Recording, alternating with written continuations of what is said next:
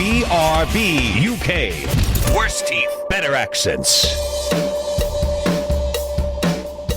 Hello, and indeed ahoy hoy. Welcome to episode 480 of BRB UK. Rejoice, we are still here.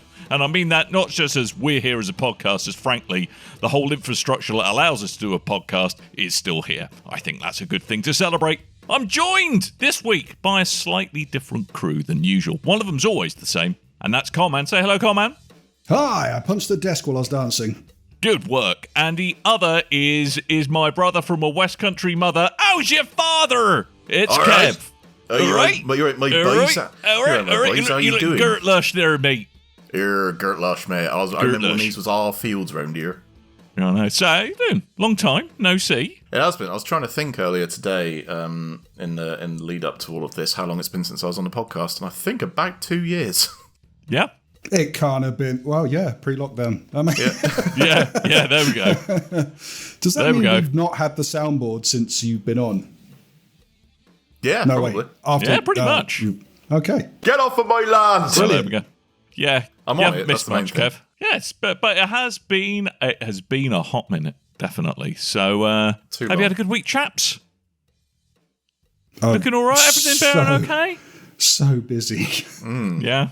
So we'll go down the petrol station in which I work at. Lovely. The super secret petrol station. The petrol station, yes. Hey, with all that oil reaching $100 million a barrel, you must be really busy at the moment in your super secret job down the petrol station, Coleman. Yes, petrol station, nothing else. Don't look into it. Yes. Well, it's been a quietish week in video games. I think perhaps just everything else seems quiet in relation to the real world. But we're here to bring you an hour of mild escapism, occasional knob jokes, and actually, for a change, me being able to speak a little bit more about Destiny 2. But half the reason we got Kev here today, not only is the reason because Tim has some kind of incomprehensible issue in his office, which I still can't quite work out, but it involves the power being off. I don't understand. Hello. A little game called Elden Ring got released this week, which means Kev needs to bring his self-flagellatory leanings and love for anything made by From Software to bear. So anyway, I'm going to speak very quickly about Destiny 2, because you played a bit of Destiny 2. Which game haven't you, Kev? Yes, I have. Jesus Christ. I've played the first 2 story missions, maybe 3. All solo, because I never play when other people are around, apparently.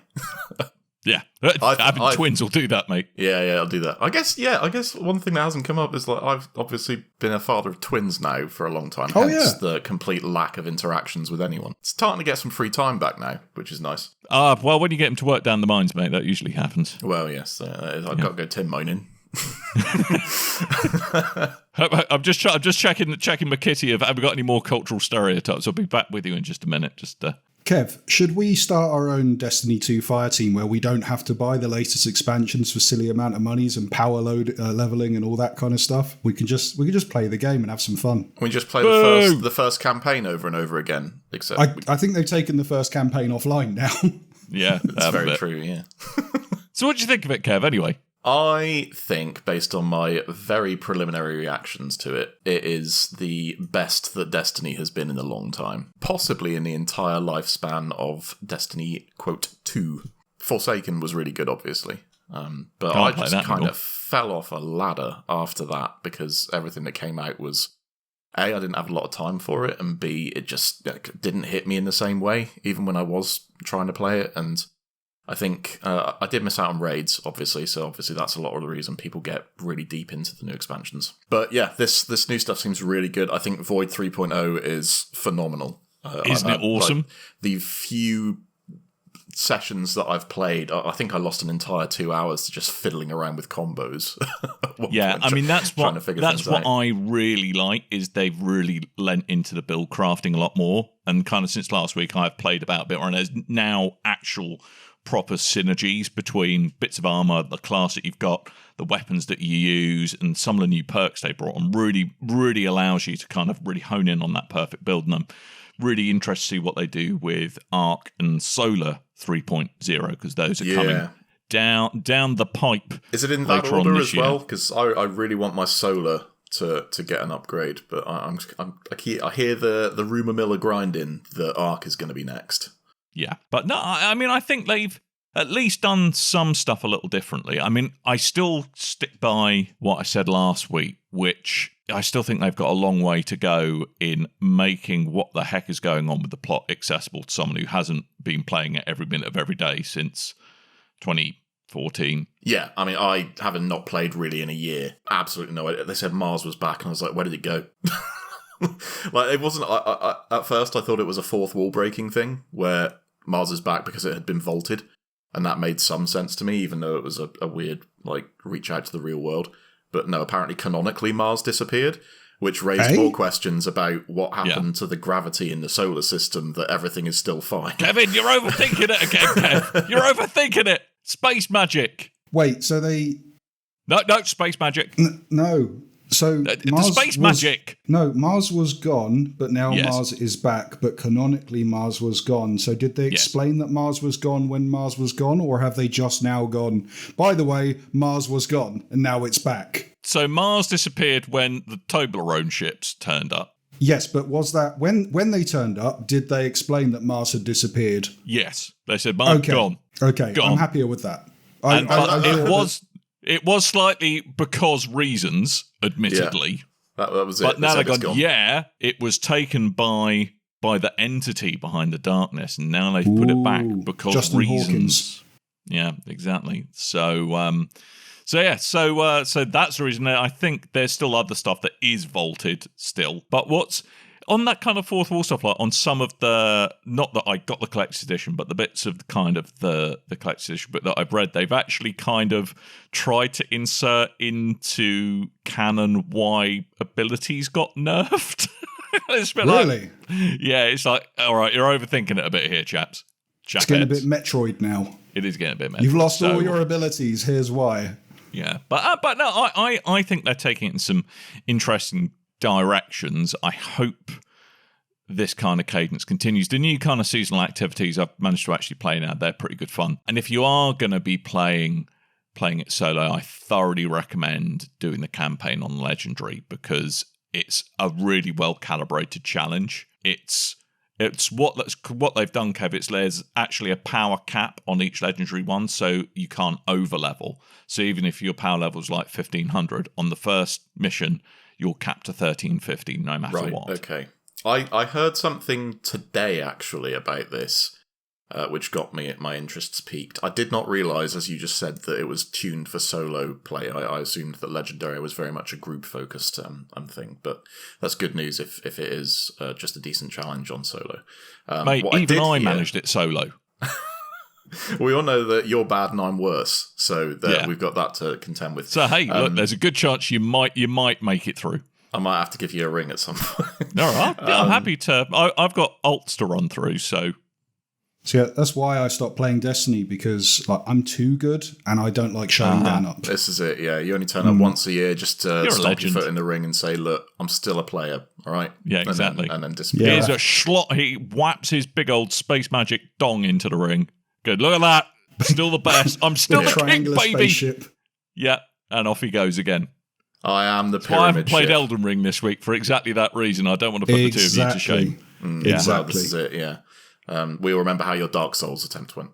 Yeah. What was I saying? Oh, I heard today that when you finish the Legendary campaign, you get booted back into the world at the soft cap. Yes. Which, for those of us in my situation, where I get maybe 2 hours a week where I'd be able to dump into this, that sounds pretty good because it eliminates the grind, or at least the initial grind.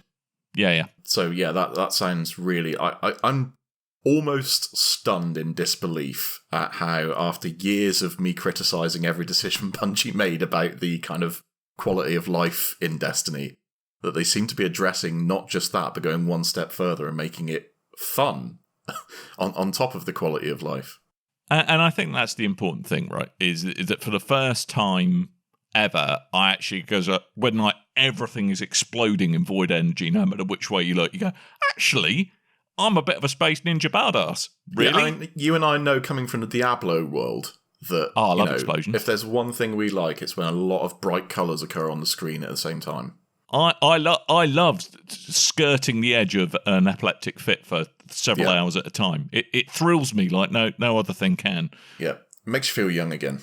It does. I remember how. Still doesn't bring back the days when I had hopes and dreams, but it's close. But yeah, I mean, the raid launches this weekend. I'm under no illusions of doing it day one, other than I do just want to dip my toe in the water just to see what it's like. Because what's the kind of premise? As far as everyone knows, they're still playing it close to their chest. Oh, okay. By the looks of things, it occurs on the beached pyramid ship in Savathun's throne world. So a bit of me is secretly hoping new enemy types, but I think I might be getting my hopes up a bit there. So yeah, I mean, but I have tried to keep spoiled for. I know there are people who've kind of gone out of bounds on the map and kind of glitched into some of the raid areas, but I've tried to keep myself pristine and unsullied by such rumours. But yeah, I mean, new raid is always fun. Yeah. And and I think they're capping it to 1530, certainly for the first day or two, just so it's like level playing ground. But I think it's going to be 1350 recommended after that. So as long as you're 1320, you'll be able to get in. Is that getting a legendary option as well? Probably will do, won't it? I think that's kind of the way they've got to get. Now that they've established that precedent, I think adding a legendary modifier to every activity is probably... I mean, it sounds good to me, especially if what I've heard is true, which is that it just throws loot at you in a way that the game never has done before after the loot cave.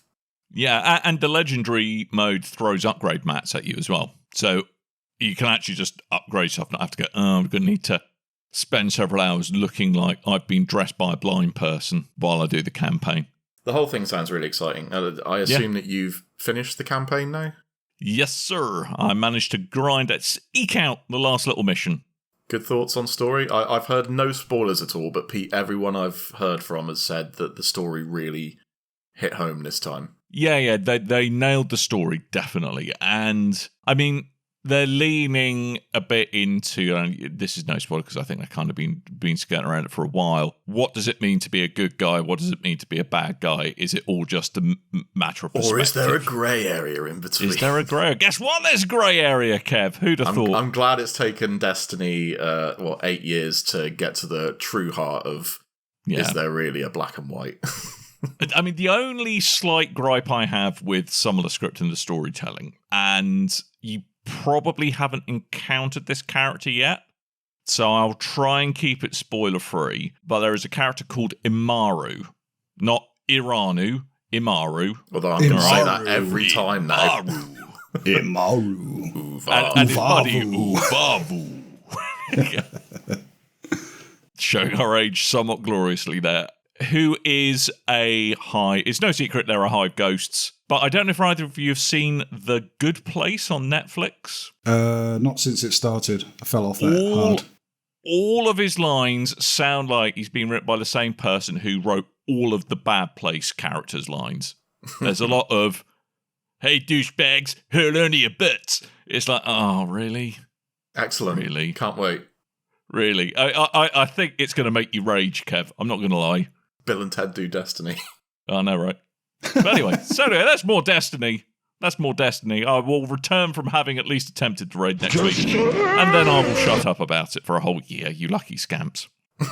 Because all I'm going to say is that I don't think it's coincidence that the 2 weeks I've been speaking about Destiny, Tim had he has got technical issues, but he couldn't connect, and now he's like, oh no, all the power's out to my office. I can't possibly come along. Yeah. So anyway, that's me. I'm done. Destiny 2. I want to hear about Elden Ring because I'm on the fence. I'm on the fence, chaps. I'm on the fence because you see all those 10 out of 10s. Hang on a minute. The reason why I'm on the fence is I recently had my fingers burnt a little by Sifu. Rock hard. Oh, rock hard. Sifu's hard. Yeah, it's a good game. Rock hard. I have previously tried multiple entries in From Software's kind of wheelhouse that brings Bloodborne, all of the Dark Souls games, etc., etc. And whilst I've gone, oh yeah, it's a thing, have I ever really truly enjoyed myself in the early part of a Souls game, and can I bring myself to brute force my way through it? Should I? Is it any different? Why should I care? I'm going to sit down and be quiet and have a sip of water. I mean, Kev's more the mega fan of the Souls genre, Souls-like genre, I guess. But I'm more the outsider who kind of gets into these, plays for quite a bit, and then falls off. But the amount I do play is a fair whack. For instance, like Bloodborne was the first one that I got into, and it was just kind of getting caught up in the hype. I tried it in a preview and went, I have no idea what this game is. When it came out, there was an offer on for, right, I'm going to get into this. Everyone seems to be playing this, and I'm really going to try my hardest at it. And then the next thing I know, I'm going to bed at like 4 a.m, and I'm waking up 2 hours later and then playing more of it so I can play some before work because it really got its hooks in me. And I didn't complete Bloodborne, but Bloodborne's probably my favourite game on the PS4. Just because of how good I found it and how enjoyable I found it. And I easily put a good 100 hours into that without even beating it. And then Sekiro, same kind of thing. I like the ones that aren't Souls. Too Dark Souls, but they're made by the same people, I guess. Sekiro, again, the more hack and slash ones and the RPG ones I tend to like. And again, started off on that one, went not really sure what I'm doing, kind of got the hang of it, and then again, didn't beat it, but put so many hours into it that I really, really enjoyed that game. Can't remember if I put that on my Game of the Year at the time. And then it's the same here with Elden Ring. I've got into it, started playing, sunk a good 10, 20 hours into it, and then went, I'm going to start again. I've done it all wrong. Yes, I'm finding it enjoyable. I'm playing on PS5. Kev, you're playing it on PS5, but you're playing the PS4 copy for frame rate reasons. Ooh, is it a locked 30? Is it enforcing bells and whistles on you? So the digital bit on the day it came out, or maybe the day before, Digital Foundry released their kind of summation of all of the platforms. Xbox Series consoles are fine as long as you have a TV with variable refresh rate. Okay. Otherwise, you're going to get frame drops all over the place. PlayStation 5, I've not seen the actual PS5 version, but apparently runs at mostly a steady 60. But once you're out in that open world and turning the camera around, suddenly you're dropping down to sort of the 20s, and it like at the very least you're dropping down into 40s on a fairly regular basis. Which, you know, they themselves admit like that there are going to be people who just don't care when it drops down, and the drop is not even 30 frames a second. But it's the kind of inconsistency that would drive me up the wall. So their suggestion for PlayStation was to get the PS4 version. Because I did hear that it is on PC, because if I were to pick it up, it would probably have to be PC. It really, its performance just isn't good enough that it's the amount of hardware you need to throw at it to get performance at anywhere near an acceptable and consistent level is pretty meaty. I thought the big PC problems were the controls. It seems to have a problem with controllers instead of... No, I mean, it seems to have a problem locking out a controller and instead makes you use mouse and keyboard. That was the thing I saw a lot of people complaining about with PC. I've not heard that. And everyone I've seen playing PC on like Twitch and YouTube have been using controllers without issue. What I did understand from Digital Foundry article is that PC has a lot of frame and performance issues that are just all over the place, but it's not consistent. It seems the more potent your hardware, the more issues you're going to have in a really bizarre state. And I think AMD cards seem to play a lot nicer with it. God damn it. So, flipping hipster games. Yeah, it's... this is all completely anecdotal. I'm not trying to state that I have any clue what I'm talking about, because I kind of knew I wasn't going to pick up the PC version, given that I'm still rocking a 1070, and thought, no, this is why I ended up getting a PS5, because it was the cheapest way for me to start playing really nice looking games. Yeah, so I got the PS4 version, which they were explaining at the time allows you to play at a completely steady 60 frames a second. You lose some of the graphical bells and whistles, but I'm in my office playing on a 1080p TV, so I also don't care. Fair enough. that's absolutely... Well, why and not? It's always been far more important to me to keep that steady 60 than it is all of the other nonsense. The one thing I would have thought, though, like with a game, with a Souls-like game, I mean, how much of this has this been a problem like combat? Because I know kind of the timing of attacks is so critical that if you've got a frame rate that's going all over the place, it's actually going to materially affect how you play the game and, kind of how the kind of game it feels like. Yeah, there's historically, specifically with Dark Souls 1, there was a massive issue with uncapping the frame rate because so much of the animation was tied to frames.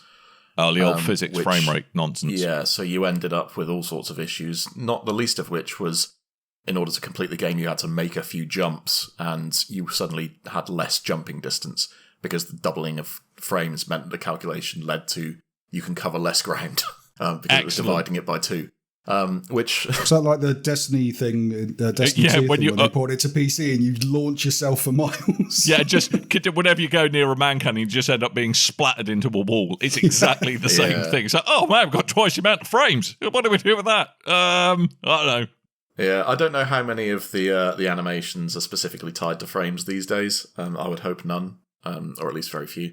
However, there's always the input issue, right? Is that the less frames you've got, then the kind of the frame, the visuals to eye, to fingers on the pad kind of loop is going to be messed up if that frame rate keeps going up and down. There's no getting around it. So yeah, for me, it's the most important thing is that steady 60, which is why I'm playing the PS4 version. And I'll be honest with you, that PS4 version, which I guess is the equivalent of the PS4 Pro version, looks stunning. Absolutely brilliant. The draw distance might be a little like that you can see for miles and miles, but the details disappear, fall off after a certain distance. But that's not overly important because the things that really matter are still there, or at the very least they're a bit blurred. So you kind of know what you're looking for. I can't compare to the PS5 version, which I don't know, maybe Coleman can comment on that, but to me, it looks phenomenal. So I am playing the PS5 version, and I sort of had the realization when you told me, Kev, saying that you want to be playing the PS4 version on a PS5 for the best frame rate and stuff, and immediately I've gone, oh,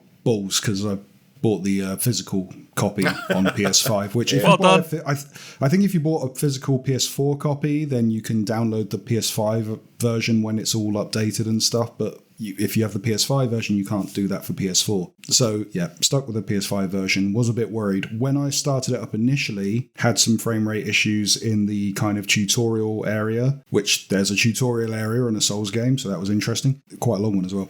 And then when I got into the actual open world, I don't know if it was just because, I've got used to this now, I could carry on. Because it didn't seem to be an issue. And then since then, there's been a couple of updates, but the updates are meant to be to do with a save bug error in the game, but it's actually seems to be performing at a much higher level than it was before. And the only time I get any kind of frame rate stutters or anything, it will be not specifically because I'm in the open world and there's lots of stuff going on. It will be something like I go up to a large structure or a wall or something, and I get a lot of the wall takes up the camera. That's when I get the dip, and it's not been a problem at all. It's not affected timing or anything like that. I do get a lot of graphical texture popping happen a lot. So I'll have an issue if I swing the camera around too fast. I'll see all of a sudden it looks like I'm on a beach, and then all the grass will suddenly pop in. And I go, oh! So that's happened a couple of times. It's thrown me off. But again, not a big problem. These are the kind of technical issues, though. Even though I really, really like the game, it was when this kind of stuff pops up and you think, 97 out of 100? That's I'd mark it down some for the technical issues alone. I mean, that's because I'm not going to lie. I do think some of the jank of the Souls series From Software get away with because it's a Souls game and they're held in such reverence. I do wonder if there's a little bit of review score inflation going on. There's 100% review score bias, and the explanation is pretty straightforward, which is that no one in their right mind at an outlet that isn't already deep in the well or in the pocket of From Software is going to put their name forward to review a From game. It just wouldn't happen. That's how we always handled reviews when we used to do them all the time. Was we had a spreadsheet, and that's how every outlet does it. You have a spreadsheet, the list of games is on it. Everyone that's interested put their name down, and then at some point someone gets picked. Right? You don't put your name down for something you know you're not going to enjoy. So everyone putting their name down, unless you're Coleman. You've been a bad boy, and that's how you make yourself feel better about it, isn't it, Coleman? I like to try things. Oh, I've sinned again. Bring on Farming Simulator 2019. I've been a bad man. The Catholic Church made me play Yeti games. Listen, I'll have you know that farming there simulator, that's real good. It's all right. Right? That's all right. It's all right. Right. Yeah, so you're going to end up in a situation where every reviewer that's reviewing this game is already like someone who's put hundreds of hours into From Software games. So, and that means that they've also, rightly or wrongly, got an enormous amount of forgiveness for From Software games. So I think that's ultimately why it's getting just phenomenal scores across the board, because there's not going to be any unobjective players of these games. When you release a game like Horizon a couple of weeks back, and the sort of pool of reviewers is going to come from a much more diverse spectrum, like you're going to get a lot better idea of what that game is all about for all. But really, all of the Elden Ring reviews, all they tell you is how much you're going to like them if you already love Souls games.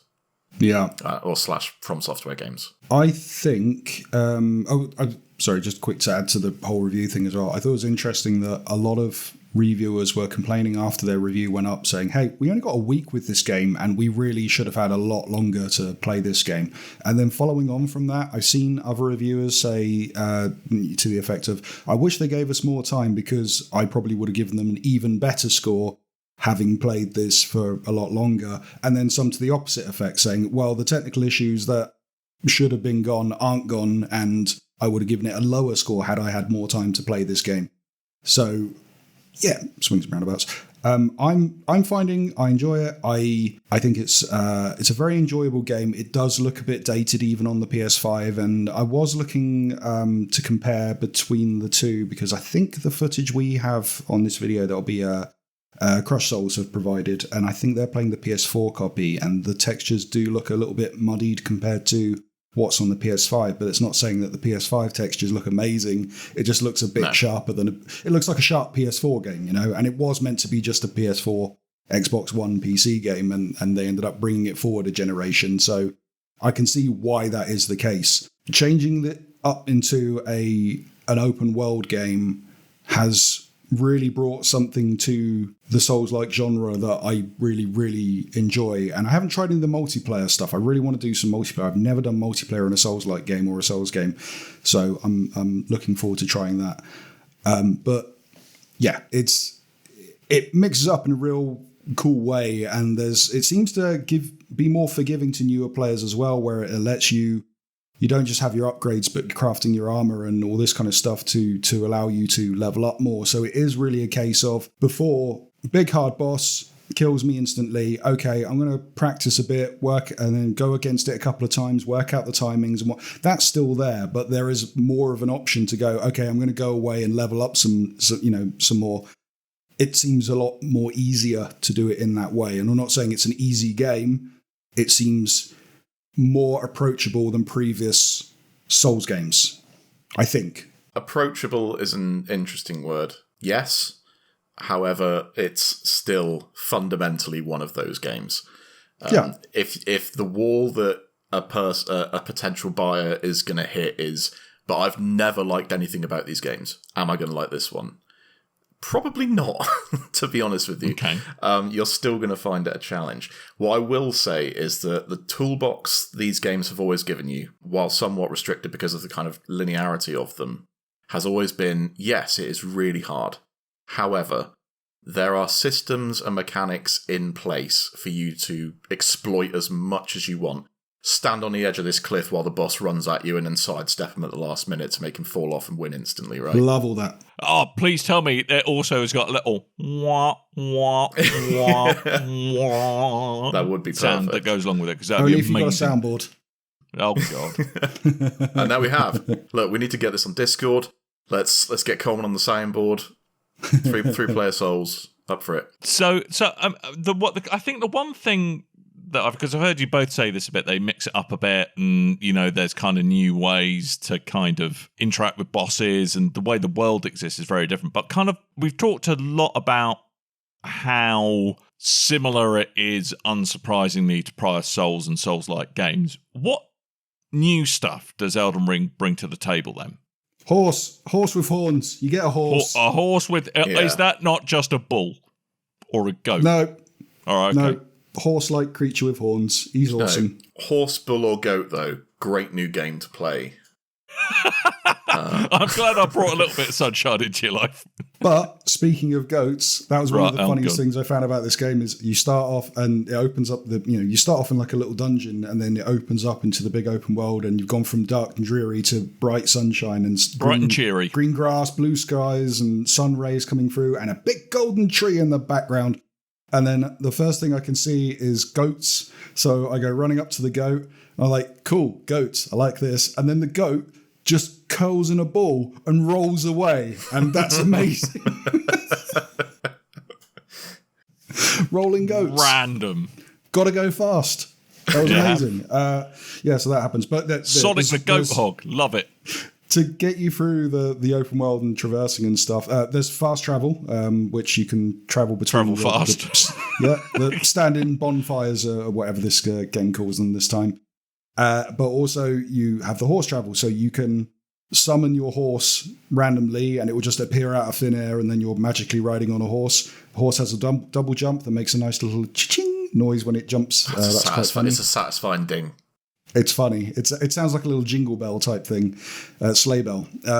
But yeah, you summon that thing at random. But also, Are you sure it's not reindeer? No, it's not reindeer. It's not reindeer, horse all right. with horns, not antlers, horns.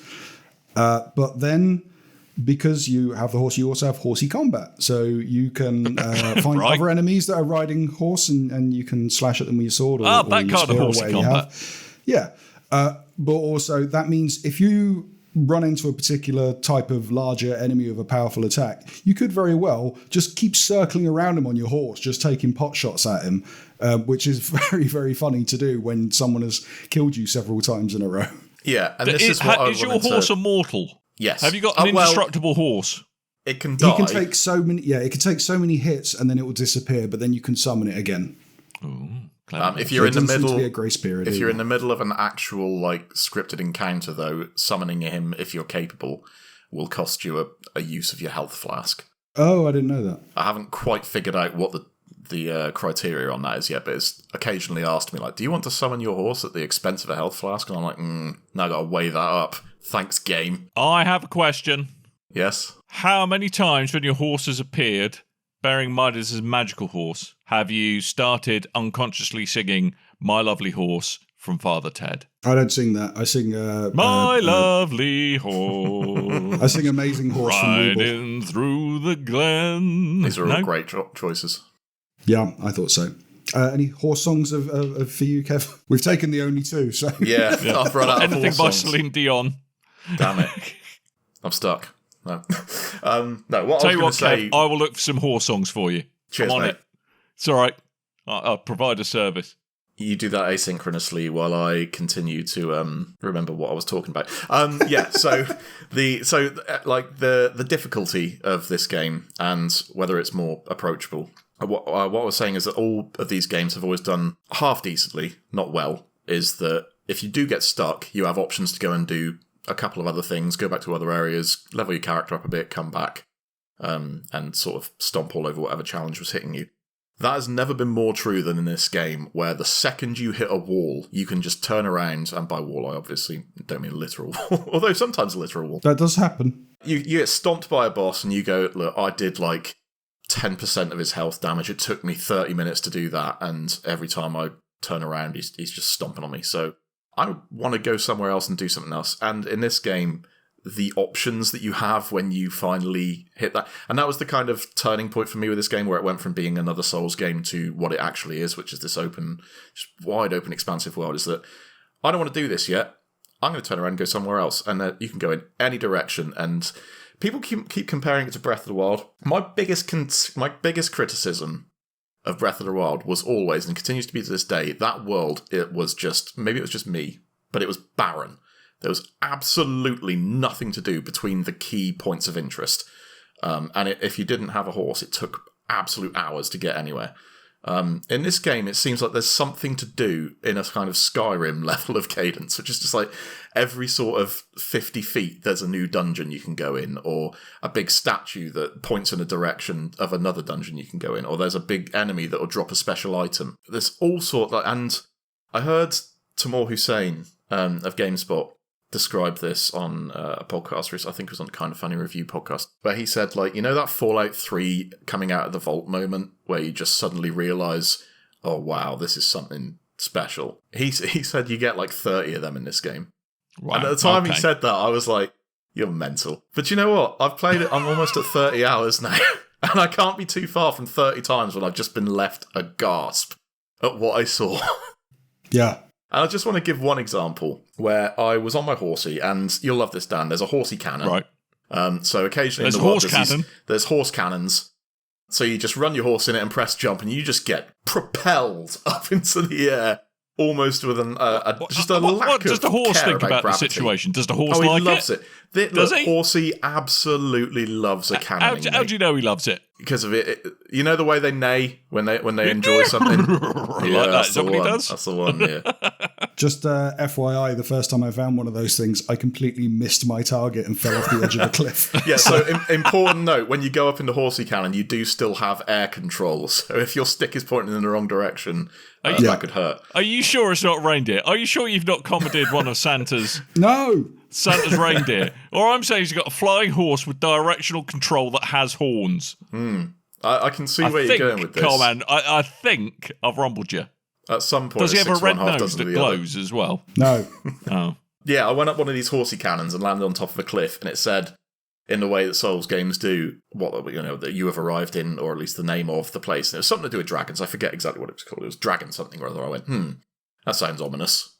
I've seen dragons. They're large. And I looked around me, and there were dragons everywhere. And I just went, and they hadn't seen me yet. So I thought, right, I'm on my horse.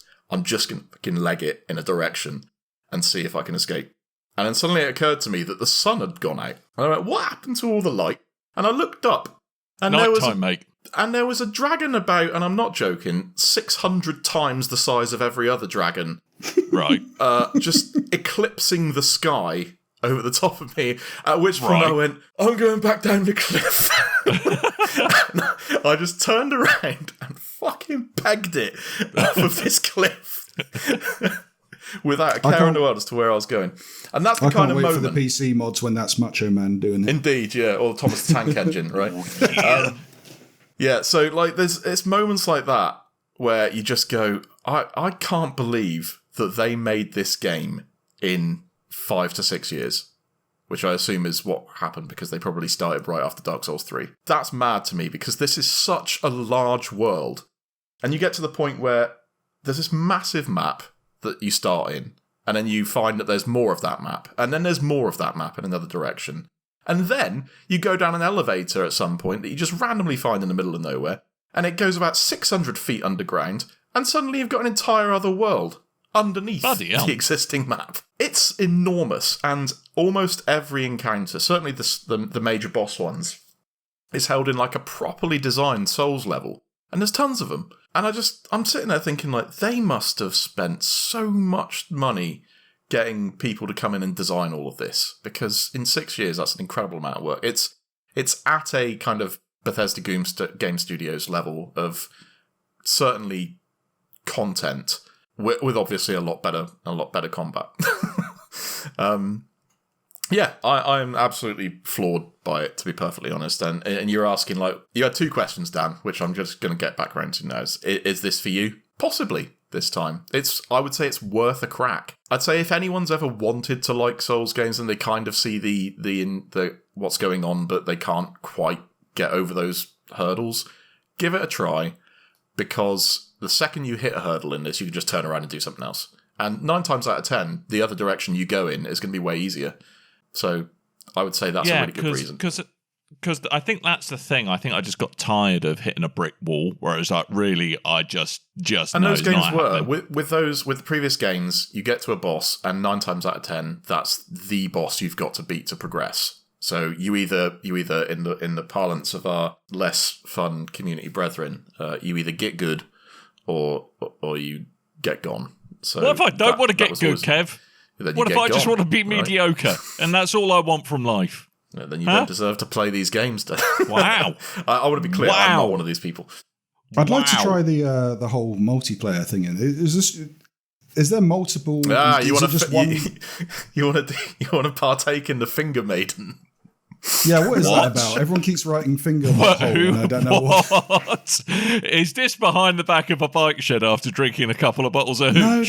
you keep finding is that how you meet the finger maiden? you keep finding severed golden fingers and all this kind of stuff, and apparently that has something to do with the multiplayer, which Kev's going to explain. But So it's I very want to confusing. start this conversation off by explaining that the story of this game, ostensibly written by, or at least founded by George R. R. Martin, really loves a finger.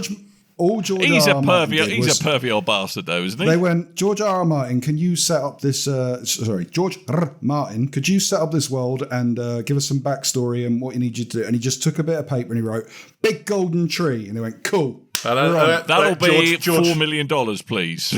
George, mate, we can't just go with a big golden tree. Give us one more thing. All right, Flying fingers. horse. Smaller golden tree. Oh, fingers, yeah, gold fingers. He was watching Bond at the time. Miyazaki went right. Tree, fingers. Good, we're gold. Thanks, George. We'll be back in Horse 6 goats. years with a 10 out of 10 game. Horse, goat, reindeer, horse. Yeah. He's not. Oh, he's not a reindeer. He's a He's a spectral bloody steed. reindeer. And he's a mixture of a horse and a goat apparently, and he's called Torrent because he downloads He illegally shares files. Does he? Bless him. Yeah. Wow. Did you find another horse song? I found several. I found Go on, then. several horse-related two. songs. I am going to continue my I found a multiplayer list of thing in a minute, horse-related songs. I'm not going to lie. 8 out of the top 10 are covers of wild horses. Right, yeah, that makes sense. Why didn't I think of that? But there is also Tennessee Stud, which Oh, is good actually a one. very good song by Johnny Oh, Cash. I just remembered Riders in the Sky. Yep. Crazy Then horses. there are some very questionable. Meow, meow. Yeah, there's some really quite bad songs. Oh, it probably There's gets a into lot dangerous. of country and western in here. The Horse Nobody Could Ride by Joey and Rory. Oh, horse with no name. Yeah, Horse with No Name. There you go. But this one has a There you name. go. true, Torrent, this one yeah. does have a name, Told you. yeah. You want the right, latest anyway. Marvel film? Torrent's got you hooked. So, this world is absolutely obsessed with fingers. Would you steal a horse? there's an order called the Order of the Two Fingers, or something along those lines. And Order of the Two Fingers. So I've Right. met Yes. the Two Fingers now, and it is quite This is literally not bit worse. half a So half. there's Finger Lady and the Order of the Two Fingers. Right, so let Okay. me go back into... When you first start the game, you get pointed in a certain direction towards a boss that's way too hard for the start of the game. But Okay. before you get to said boss, you get your horse. And the lady that Right. gives you a horse is this magical, like, ethereal lady that appears out of nowhere, and she says, "Hi, I'm the Finger Maiden." That's right. She Hi, says, I'm the Wow, they really got their money's worth out of George R. R. Martin, didn't I'm the Finger Maiden, and I follow the Two Fingers. At which point, my eyebrow raised. they? I'm sure you do, my dear. And then every multiplayer item in this game is something to do with a finger. And if you look at their absolutely gross little skinned fingers. Yeah. And I should say on the side, I have met the Two Fingers now. They're in this, like, you're in kind of your hub area after you beat the first demigod boss. And it is just a giant severed hand with two fingers left on it, Oh, Lovely. which is fun. that wasn't the boss I got sent to. I got sent to a dude with a big stick and some knives. Yeah, so that's the boss before the big demigod boss. Oh, The boss before the boss. I don't like him. He's Margit. His name is Margate. What? Yeah, Margate. Margate. That's where he's from. Margit, which actually, it's only just occurred to me, does have the substring git in it. Which he is. He's an absolute one of those. Yes. Yeah, so multiplayer. A cool thing about multiplayer is that whenever you beat a boss in multiplayer, you get something called a rune arc, which allows you to use whatever great rune you've got equipped at the time, Coleman. You'll get there eventually. Where I've got a rune. every great rune has a specific Great power. rune, The one I've currently got, whenever I pop a rune arc, gives me +5 to every single stat until I die, which is effectively 40 levels worth of stats. Oh, I like that. It's real good. And rune arcs actually come along. Every time you beat a boss with the aid of another player, you all get rune arcs. Right. So that's really cool. It's a really good reason to do multiplayer. What is not good about multiplayer is the exact same thing that's shit about every game in this series with multiplayer in it, which is it is a faff. An absolute faff. You've got to drop your sign on the floor, hope that you're in the right network region, that someone else that you, if God help you if you want to actually play with a specific person, because then you got to go into the whole thing of, right, I'm going to set a password, and then if you set the same password, then we'll have a more increased chance of seeing each other's signs. Oh. Still not absolute. And then you summon each other, and then you can kind of float around the open world You mean as we've much got as to you use want. Nintendo friend codes to get in? Yeah, you do. This is arguably it's worse. the future. It's a Nintendo-type solution. Yeah. And then once you've summoned someone in, and you're like, all right, let's go rolling. The second you get to like a dungeon and cross the threshold, your friend gets disappeared from your world because you've technically gone into a new instance. And you then have to resummon them within the dungeon. Right. Which means you have to go through the same faff again. Can I just make an uninformed observation? That sounds mate. Yes. I cannot disagree. So I should summon randos. Yeah, I mean, randos is certainly the easiest thing. As I understand it, obviously I've not played with anyone specifically just yet, but as I understand it, it's far easier now than it was in previous From games, but it's still unforgivably bad. The fact that you can't just summon someone in, or even just enter a lobby and say, right, let's kick the game off together, and then that's it. You're just playing the game together at that point, right? By all means, lob a leash on us so we can't go further than 100 meters apart. That's fine. But there should be no situation where we go into a boss, finish the boss, and right as we're congratulating ourselves, the other person disappears and then has to be resummoned outside of the boss area. Or you go into a dungeon, which is just a random little run-off in the world somewhere. And then I have to resummon you just because I went across the threshold. It's nonsense. I have one complaint that's really irked me about this game. And it's something that I looked up to see if I was going mad. And I found a whole subreddit on this where everyone's like, yep, same problem every game. Purchasing weapons and armor and stuff. Why can you not compare it to what you own and what you have equipped? That is so annoying. So if you enter a store and you go, oh, this sword looks cool. I wonder if this is good compared to my sword. There's no option to go, well, bring up the stats for both and have a look. You have to come out the store, load into your equipment, and then look at your sword. So I'm taking photos on my phone of my screen to keep the stats open so I can come back out and look. That's really annoying. Can I make another ill-informed comment here? Yeah. That sounds like a load of old bollocks, mate. It is. It really is. I'm not 100% certain about that. I'm sure I've done a comparison somewhere, or that it might not be in that particular situation. I Googled it. Oh, maybe it's when you're looking at something that's already in your inventory. So. Yeah, I think when you're looking at something that's already in your inventory, you can compare it against something else that's already in your inventory.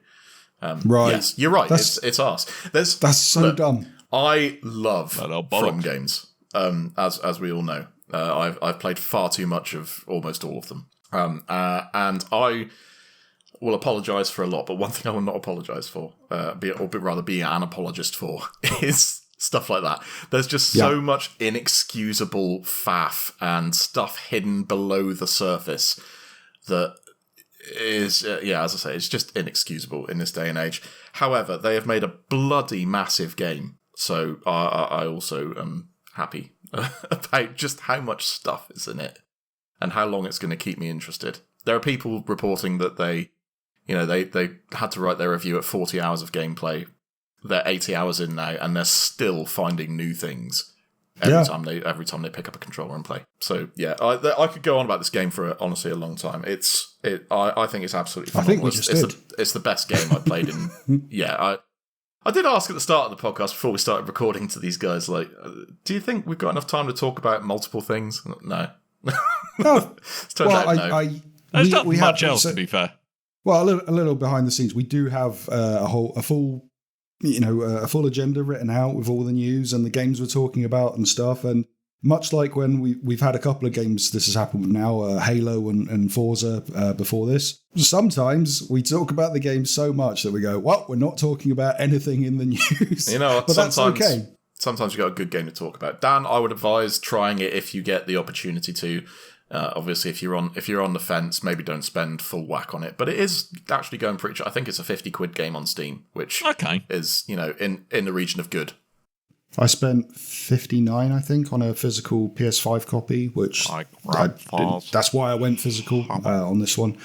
But yeah, it's a decent game for a decent price. I've got a feeling this is probably going to be on my top 3 picks of the year. So unless Tim steals it first, but I think it's a really good game. I'm glad I put down the cash for it, and it's going to be lasting me throughout the year. I think it has the usual idiosyncrasies that everyone complains about in From games, which isn't changing anything. But it also gives the player a lot of tools, especially with there's like these early on in the game. If you find the right NPC, I should add, you can kind of get NPC summons that you can bring in just kind of whenever you want in the open world. And bosses, they're not always summonable, but it's cool. And you actually build up an army of those. Well, not an army, but you get multiple summons that you can bring in at any given time. So yeah, you can make the game easier to combat that standard difficulty that everyone complains about. But for me, this is game of all time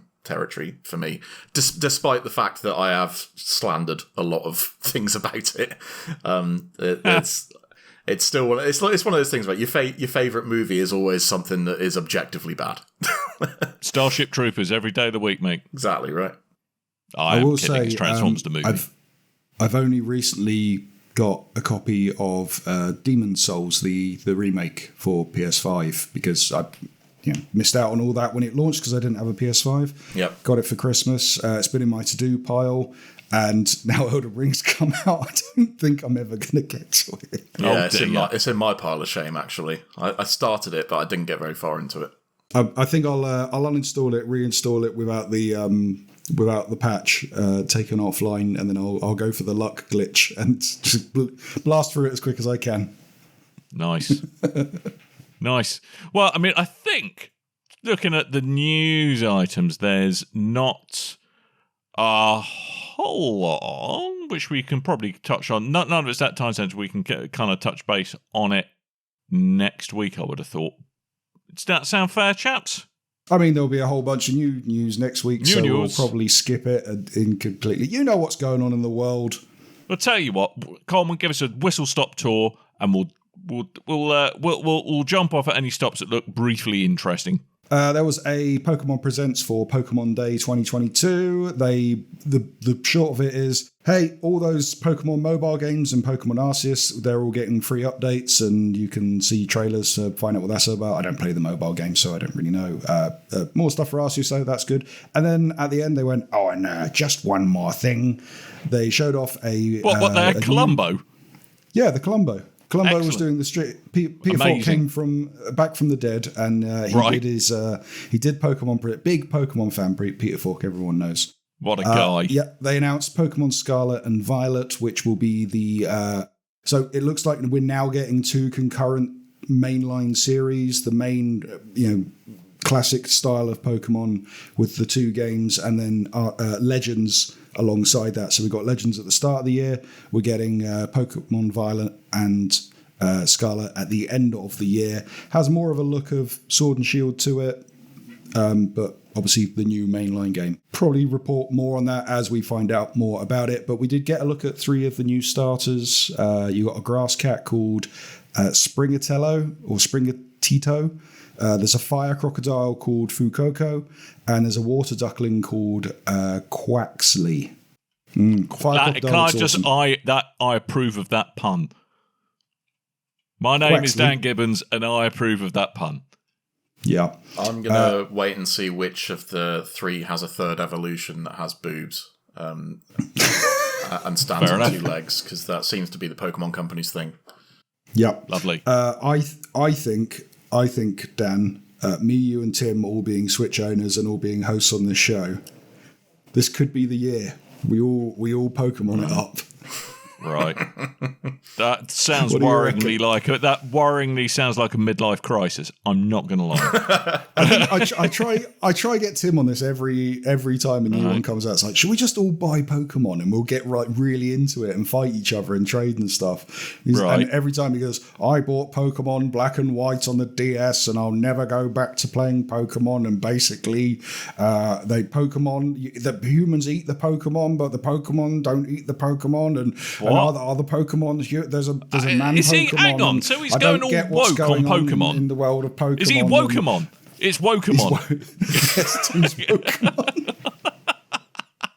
Oh, that's too good. I'm going to use that another time. Yep. You're welcome. Anyway, I've peaked. That's Pokemon. Coming out late Let's stop the show. 2022. There is source code that has been leaked to show that there is details on the Switch 2, according to a report that Dan's put in here. Yes, but on Game Rant, it's they were reporting on there's been, guess what, a big old source code leak as hackers hold Nvidia hostage. And With a gun. With demands for money and their source code, which they nicked.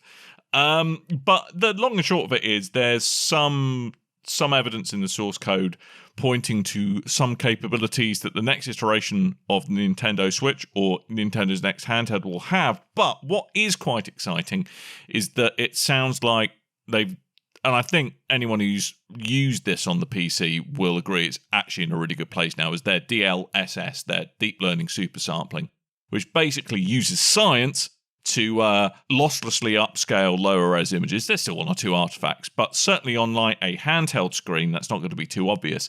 And that this will be coming to the Nintendo Switch 2 by the looks of things. And for handheld gaming, that's actually a really big deal because that's going to massively increase power efficiency, make battery life so much longer, and give you, frankly, fantastic looking graphics on a relatively low res screen, which means you're not going to see any of the artifacts anyway. So I actually think this is a pretty big deal for handheld gaming. So, yeah, really excited about that. But that's just me being a big old nerd. I'm amazed this hasn't wormed its way into the Steam Deck. I think there's AMD's version of it, the Fidelity FX, is it? Right, okay. That would make sense. I believe. I'm still after Q2 for one of those bad boys, by the way. I mean, I'm kind of I'm washed out on the Switch 2 rumours from the last time when we got the Switch OLED. It's going to have 4K capabilities, guys, and it's going to be so much more storage. Technically, anything can output in 4K. It just if you want it at more than 1 frame a 60 second. frames a second, it's going to be amazing. This is going to go up against the PS5, and it's going to go up against the Xbox. What is it? It's just an OLED screen, mate. White Joy-Cons. Do you guys think they do a platform break on this one? Or is this a DSi situation? I think it's platform break. It would be the Nintendo thing to do. I think if they keep the name Switch, given that they're in Nintendo, people will have expectations that, because it's still called the Switch, assuming they go down that road, they might completely change the name, obviously. But if this comes out as a Switch 2, people are going to assume backward compatibility. I mean, as long as, if they call it Switch 2, then great. If they call it something else, great. If they call it, Switch New or something like that, then they're going to have the Wii U problem. It's just occurred to me that Nintendo are the worst company in the world for naming things. I don't know, the Switch. The Wii U's a great name, and you shut your dirty mouth, Kevin. It's a great name, the Wii U. That was I have good. one over there somewhere.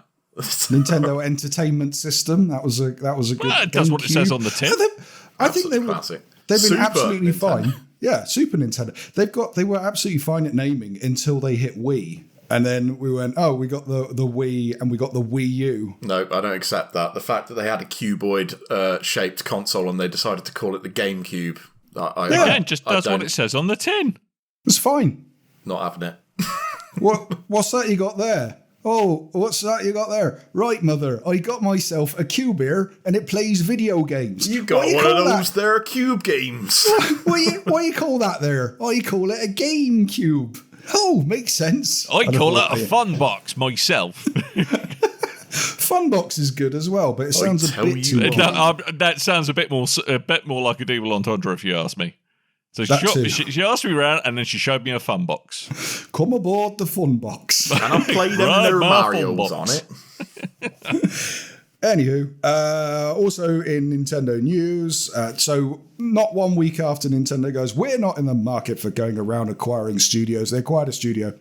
They acquired SRD, which makes total sense because, I don't know why it took them, but they've been working with SRD for nearly 40 years now. They worked on the original Super Mario Brothers and Legend of Zelda titles and been working with them ever since. So it makes full sense to bring them into the frame. They've done this with other studios that they work with for a long time. So you know them, keep them. You want to make sure you get them before Xbox buys them, because that seems to be what they're doing now. And again, on news of Nintendo nature, so EVO 2022, which I will once again say Sony owned EVO 2022. They have they're getting ready to announce their big lineup of the games that are going to be played this year in the tournaments, and put up a little tweet to say, hey, just to let you know, before we go and show off what games we're going to be playing, just so you don't get your hopes up, Nintendo don't want us using Super Smash Bros. Anymore, so none of the Super Smash Bros. Games will be available at EVO this year. Excellent. Good to see Nintendo doing a bit more cutting off its nose to spite its face. Yeah, I'm wondering if that's because of the backlash with all the esports Super Smash Bros. Guys just being absolute dickweeds, or if that's hey, PlayStation own this now, maybe we don't give our games. It's got to be one of them two, surely. Could be both. Probably a little column A, little column B. Little column B, I'm leaning more towards the stuff that came out with all the Smash Brothers guys last time. Nintendo still get incredibly angry at the fact that whenever they say, yeah, you can use Smash Brothers for EVO, they say, right, we're playing Melee. And Nintendo go, no! Don't play the 15-year-old one. Well, I think they use both. I think the thing is that and Nintendo's approach to kind of content creation using its games as well. I mean, they're not as draconian as they used to be, but they really, if they just embrace these things a bit more, actually they get a lot more positive feeling around their place in the gaming industry these days. I think I'm just amazed at how Nintendo seems pretty hell-bent on destroying its grassroots support sometimes online. I think their audience is so much vaster than just people who even have a clue what EVO is, though. Yeah. So I'm not sure they actually care all that much. No, not at all. And lastly, in a tremendous amount of what could be a big old pouring of salt at Konami, I really like this one. Konami let the URL for silenthill.com, the domain name, they let that one lapse. So it's been picked up by a random person who has then taken over the domain and put up a single picture from Misaki Oto, and he's written, I wish I hadn't designed Pyramid Head, which is a tweet he put out like a week ago, and last month, and that's it now. It's just a picture of that one tweet. Very good. Can I just return to the good old subject of the Wii for a minute, and and just Nintendo's epicness in naming things. Do you know what? And this is a deep dive here. The original release of the Wii. As with many electronic gizmos, things get FCC IDs, just so that it's the Federal Communications Commission or something like that. And obviously they test these things to make sure it's not going to interfere with other equipment. And each thing that gets tested is given an ID. And the Wii Remote's original FCC ID, and I shit you not, is Poo WC45. It's a fun fact about the Wii controller. You control your Wii with some poo. And I even got WC in there. I know. It's good, isn't it? It's genius. It is genius. Someone at the FCC had a bit of a laugh that day. I mean, it's just amazing. It is just amazing. Anyway. I thought it was funny, all right? I'm fine with Nintendo's naming. What I have a problem with is their project naming. That's right. That's way better. No, like the Wii was the revolution. The Nintendo Revolution. The dolphin. The dolphin, yeah. Wii U was Project Cafe, I think. Can't remember. Switch was NT. Just NT.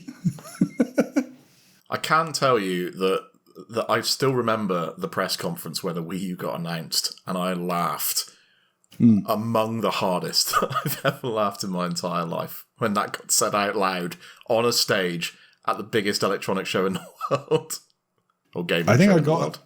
It must have been like a week after I got over the name. It's not that, but I get when they explain it and they're like, oh, it's meant to be the two eyes are two players, the two people that are there, and they look like the me's as well, and it's meant to be we as in we, not like as enjoyment, not as in having a big old wee. Well, it depends. Some people do quite enjoy we. Can I just ask, is anyone else miffed that Switch Sports is coming out and it doesn't include golf, which was the best game on Wii? Yeah. Bring it.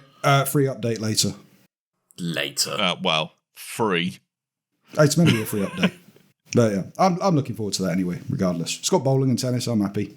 And when golf comes in, I'll be really, really happy. Good game. Good game. Shall we wrap it up there? I think we should. I noticed there was a big old gap in the charity spotlight, so I thought I would sneak something in this week. Go on then. So many of you game on the PC are probably aware of a thing called Humble Bundle. Now, Humble Bundle is a storefront where it donates proceeds to charity, and they have kind of a monthly sub option where it's £9 and you get access for lifetime access and ownership of a bundle of games, usually between it could be anywhere between 8 and 12 games, which is generally pretty good. But I just wanted to draw attention to this month's because for the princely sum of £8.99, you'll get Desperados 3, Mass Effect Legendary Collection, and Man of Medan, aka Man of Medan, you Tim. So for £9, that is a pretty amazing deal. And they are raising money for Lotus Outreach International. And their whole raison d'etre is to empower vulnerable women and children who are living in poverty. So, look, it's a great cause, great games for not much money. Humblebundle.com. And, I'm signed up to their monthly... their monthly subscription, and I always get a good bunch of stuff. No one told me they'd be boasting. What? No one told me they'd be boasting. Well, and I was going to say, and sometimes if I get a key for a game that already exists, I might occasionally give them out. Just saying. I have so many duplicate keys. But, I know. I mean, nice of Coleman to try and take big old wee poo on my the nice thing I was trying to do there. But anyway, humblebundle.com. There was a period where I went through my Gmail account, just clearing out my inbox, and then I noticed there's so many Humble Bundles that I've either been bought or gifted, and I had all these codes left over, and I went through and I was checking what ones are still valid, and then just did a big old drop on Twitter or something, and just went, Take all of these. I don't want them. So many duplicates. I don't need 20 copies of Lego superheroes. Fun times. I used to keep a spreadsheet of it, but then I gave up. There's too many. Then I realised I had better things to do with my life. Look, if you ever get to the point in your life where you think, should I make a spreadsheet for this? The answer is immediately no, do other things. Stop doing it, walk away from whatever you're doing. It is the lifestyle thing of Elden Ring bosses. Just, you've hit a wall, go somewhere else, do something else. Do I need to make a spreadsheet of Elden Ring bosses and weaknesses? Don't get me started. I've got a notepad over here I've been working on. You've angered him. Yeah, I've got a notepad on the go. Anyway, chaps, I think we should probably call it there since we have run long despite not having a certain Mr. Hibbs on the show. So thank you ever so much for listening. As always, make sure you go to www.bigredbarel.com or twitter.com/bigredbarel or facebook.com/bigredbarel or come and find our Discord, a link for which you will find in our lovingly crafted show notes below. Good work. Come say hi. We like to say hello to people there. And ask us a question. There's a BRB UK channel. Big Come say hello. monocles. Ask us anything. We don't care. We just like the attention. That's what the internet's for. It's to give me and Coleman attention. Oh, and Tim's actually using our Discord now. Is he? Excellent. I dragged him in. Kev set up a Elden Ring room and we talk in there. The struggle to get Tim using Discord was real. Never record my belly. Indeed. Perfectly timed. A quick plug on that, actually. If you are playing Elden Ring and want to talk, among others, also going through the experience, we try to keep it relatively spoiler-free, but it's one of the best things about when these games come out is the kind of community that just gets together and says, I found this over here, and people go, whoa, wait, I need to go and find that.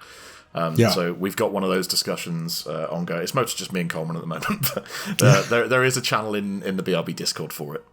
I might wait and go, is it a goat? Is it a horse? Is it a reindeer? No, it's Kev going, I opened a chest and I got warped to this part of the map and I don't know what I'm doing. It's like, in the North Pole, to this part of the map. I got sent to hell and I don't know why. All right, I'll probably just have a flicking session. Nice. Anyway, Coleman's starting to play with his soundboard, so it's probably time for us to go. So, Kev, thank you ever so much for filling in for the Hibs this week. Thank you, Kev. Welcome. Greatly appreciated and lovely to speak to you, sir. And Coleman and I will probably be back next week, all being well. So, all that remains is for me to remind you that I have been Dan. I have been Coleman. Who have you been, I Kev? might have been Kev. Sorry, I had to do the Tim bit there. Cool. No, first you got to do a big old lip smack. You go, and then you've got to headbutt your mic. Tim. And then smack the table. That's what you got to do. And also have a 5-second lag on your internet connection. Yeah. And then go, do those ding, ding, ding. menus.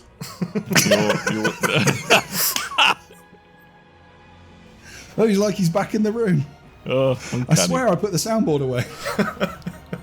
Right, we're going to go now, ladies and gents. So, thank you ever so much for listening. And until next time, dear listeners, toodle bye.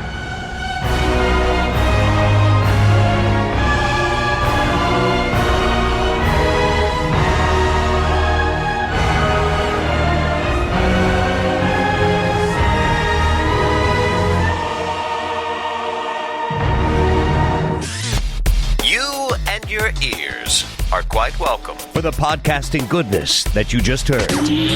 Why not roll on over to BigRedBarel.com for more podcasts, news, reviews, and videos from the biggest, reddest site on the internet, BigRedBarel.com. The fact it's got a triple flange wipeable gasket. Ooh. Triple flange wipeable gasket. Maybe that should be the episode That's why I'm title. going to be buying a PSVR 2, even if I don't have a PS5.